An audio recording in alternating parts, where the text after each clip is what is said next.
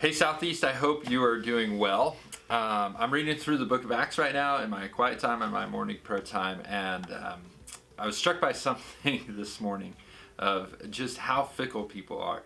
You see, here's this moment in the book of Acts where Paul is arrested and he is sent, eventually he is sent through a long process, he is sent to Rome. So they're on this boat and the boat gets into a shipwreck, and so they wash up on this island, and the boat was full of prisoners. And so you can kind of imagine the native people to the island as these people are coming ashore, and they build this fire and they're around it. And so what ends up happening is Paul gets bit by a snake. Here's what happens. Let me read it. It says,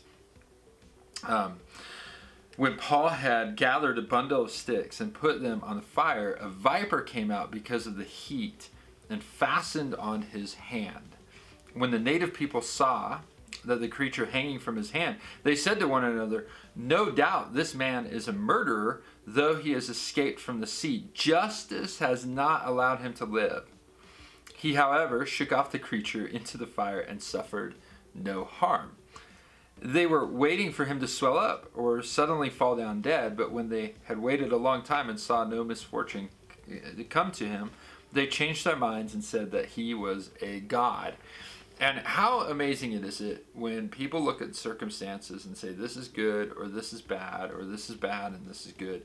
And we look at people same way, similar to Paul sometimes, and we just say, obviously this misfortune has happened to him. He must have done something, and come to find out. And so you can see in the people that were on this island just how fickle mankind is. You know, in just 3 or 4 verses, you're looking at it, and it's like, in the first verse, they're condemning Paul as a murderer, and in the second verse, they're worshiping him as a god. And it's just a reminder that as we're going through our week, as we're going through our day, we don't have the bigger picture. We don't get that bigger picture of what God has. We are limited by what we see. And so it's just a reminder that you and I, we are not here to please people, but we are here to please God. And that's the core, is that we don't have a bigger picture, but we do know the end destination. And I'm reminded as I read about the fickleness of mankind, I'm reminded of the steadfastness of God. And he says this about Jesus.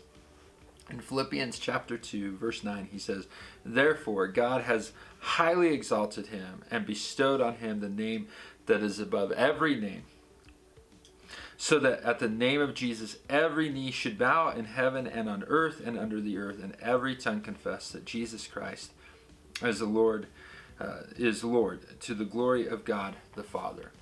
That's your true north. Jesus is King of Kings and Lord of Lords, and eventually every knee will bow and every tongue will confess. And so as you're going through your week, just keep that in mind. Your goal is not to please man, but to please God. Hey, we got some cool things that are happening. The first up is that during the month of February, we are doing a campaign. It's called Erase the Red. Did you know that it takes 325 people to allow Southeast to function for a month? And so we have a big giant billboard, I guess, in the front lobby, and you can see a lot of red dots, and we have a table in front with a lot of squares that look like this.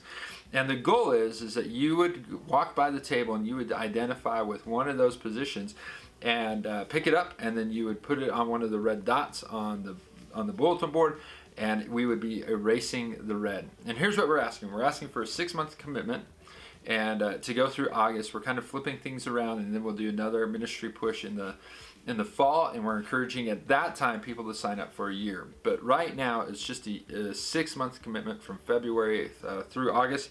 And here's the deal, is that's not every week. So for example, I just wanted to read a couple of these. One position on the worship team, a drummer. Job description: this musician will play drums in the rhythm section of the band. The time commitment is 1 to 2 rehearsals on Thursdays and 1 to 2 Sundays per month.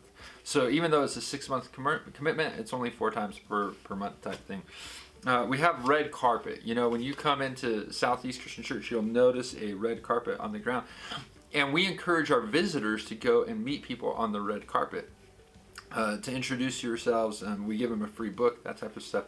And so here is the volunteer position for that. Job description: red carpet members will meet with new guests at the red carpet immediately after the service. Team members must be knowledgeable in what SCC offers for groups and ministries and be able to connect visitors with others as needed. Time commitment, 1 to 2 Sundays a month. So when you think about 6 months, that's 12 times over the next 6 months. We have kids ministry, right? And here's another one. This is kind of also in that welcoming vein, if you will.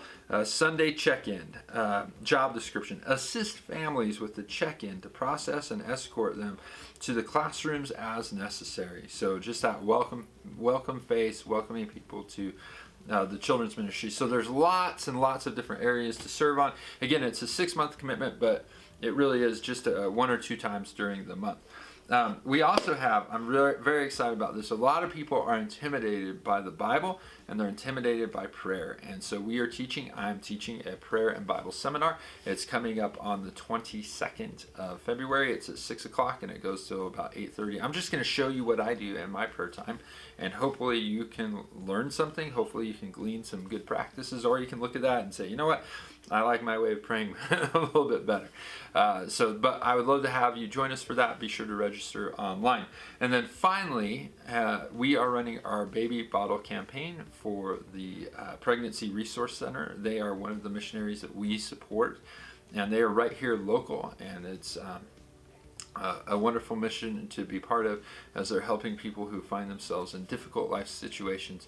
And we are reminded that, I just feel like I need to say this, that all life is precious and it is a gift from God, whatever your circumstances are. But we are running our baby bottle campaign right now, and the bottles are due back this coming Sunday on the 18th. Southeast, I love you. I hope you have a wonderful, wonderful week, and God bless you.